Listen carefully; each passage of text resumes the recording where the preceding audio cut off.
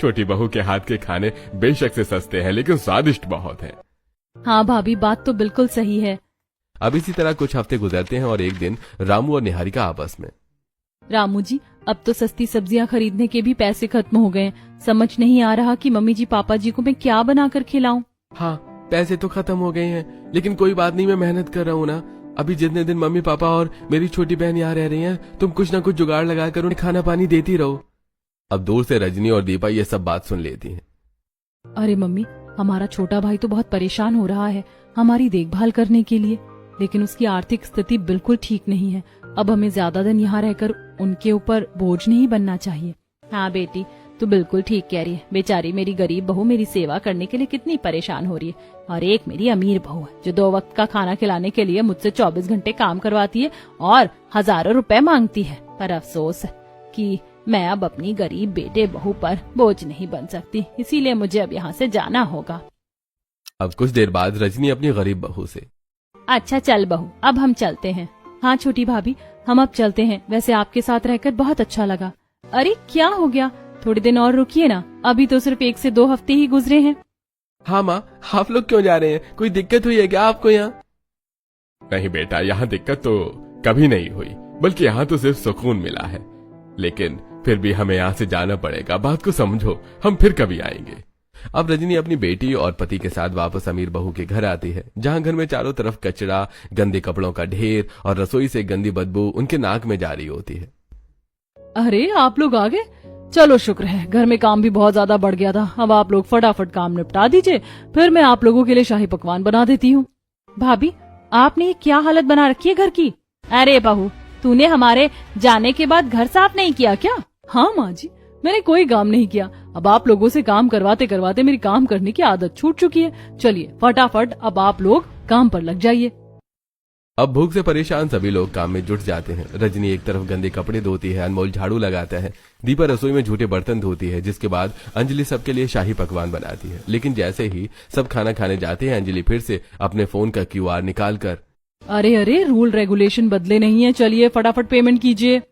अब इसी तरह अंजलि खाने के साथ साथ घर में ठंडा पानी पीने पर भी पैसे चार्ज करने लगती है। माँ जी, अगर ठंडा पानी पीना है तो पैसे दीजिए, क्योंकि फ्रिज में ठंडा पानी ऐसे ही नहीं होता, बिजली की खपत होती है, जिसकी भरपाई आपको करनी होगी। बहू, कमर तोड़ काम करवाने के बाद भी तो हमसे पैसे ले रही है। बोला तो माँ जी, हर चीज की कीमत चुकानी पड़ेगी। अब लगातार इतना काम करते करते रजनी की तबीयत खराब हो जाती है। अरे माँ जी, बेड पर आराम क्या कर रही हैं? उठकर काम करिए, क्योंकि मुफ्त में ना तो आपको दवाई मिलेगी ना ही टाइम पर खाना। अब गुस्से से रजनी बीमार हालत में अपनी गरीब बहू के पास आ जाती है।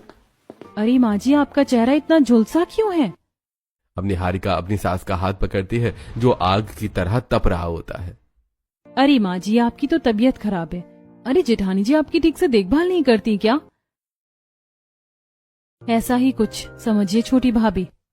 अब निहारिका अपनी सास को पलंग पर लेटाकर मटके का ठंडा ठंडा पानी निकालकर ठंडी पट्टी का सेक लगाती है और दवाई के साथ ही साथ दाल चावल, कभी खिचड़ी तो कभी रोटी सब्जी बनाकर टाइम से अपनी सास को खिलाती है।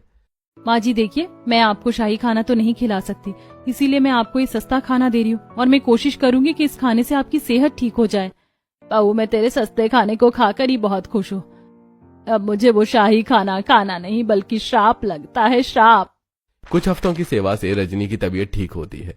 अब निहारिका अपनी सास के साथ अमीर जेठानी के घर आती है। अरे देवरानी जी, आप यहाँ? हाँ, माँ जी की तबीयत अब ठीक हो गई है, इसीलिए उन्हें छोड़ने आई थी, और कृपया करके अब आप उनका ध्यान रखिएगा। अरे बड़ी दया आ रही है आपको माँ जी के ऊपर। अरे इतनी दया आ रही है तो इन्हें वहीं रखना, मेरे पास क्यों लेकर आई हैं? मैं तो यहाँ इनसे खाने के बदले काम ही करवाऊं, फ्री में तो कुछ नहीं दूंगी। बाप रे, कितनी घमंडी हैं आप। माँ जी आप रहिए यहाँ, लेकिन कोई दिक्कत हो तो आप दोबारा आ जाइएगा।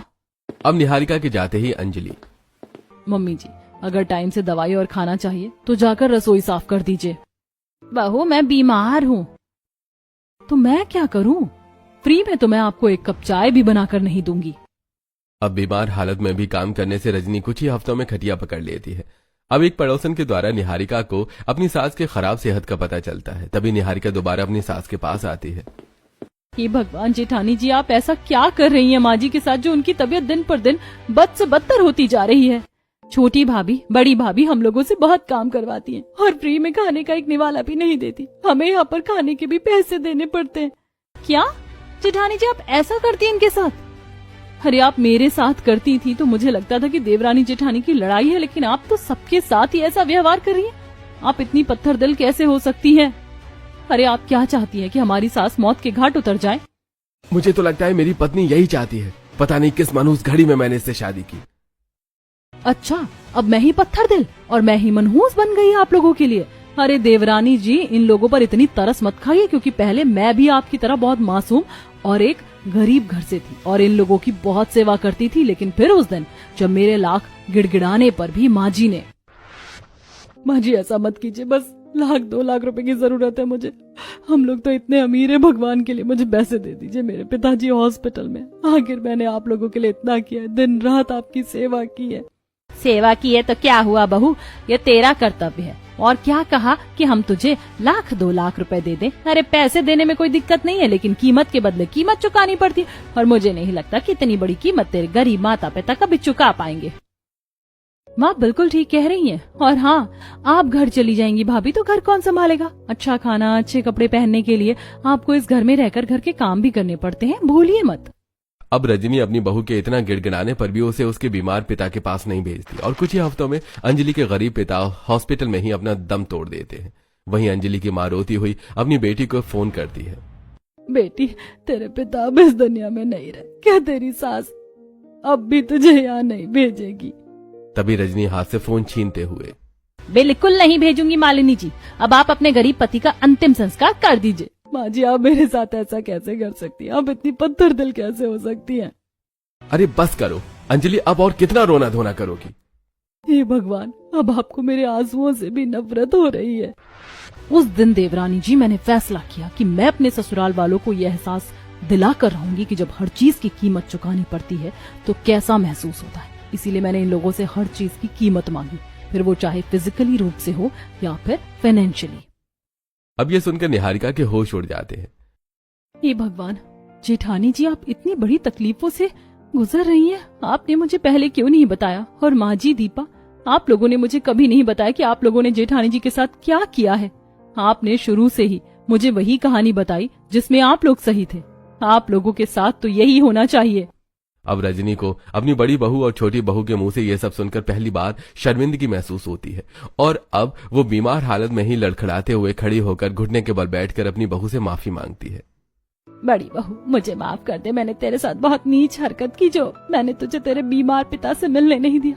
लेकिन उस वक्त मैं बहुत अहंकारी हो गई थी। मेरी नजर में सिर्फ हर चीज पैसा ही था और मैं उस वक्त भी सिर्फ पैसों की कीमत पैसों से मांग रही थी और मेरी इंसानियत खत्म हो चुकी थी। लेकिन जब मुझे खुद हर चीज की कीमत चुकानी पड़ी तो मुझे एहसास हुआ कि कीमत से भी कहीं ज्यादा ऊपर इंसानियत होती है। हाँ भाभी, मुझे भी माफ कर दो, उस वक्त मैं भी माँ की बोली बोल रही थी। मुझे भी माफ कर दो अंजलि, मैं पति होकर तुम्हारी मदद नहीं कर पाया। अब अंजलि अपने ससुराल वालों को माफ करने का फैसला लेती है। ठीक है माँ जी, अगर आप लोगों को अपनी गलती का एहसास हो गया तो मैं आप लोगों को माफ करने के लिए तैयार हूँ और आज से हम लोग साथ रहेंगे। देवरानी जी भी इसी घर में रहेंगी और किसी को किसी चीज की कीमत नहीं चुकानी पड़ेगी। अब इस दिन के बाद से अंजलि अपने ससुराल वालों के साथ मिलकर खुशहाल जिंदगी व्यतीत करने लगती है।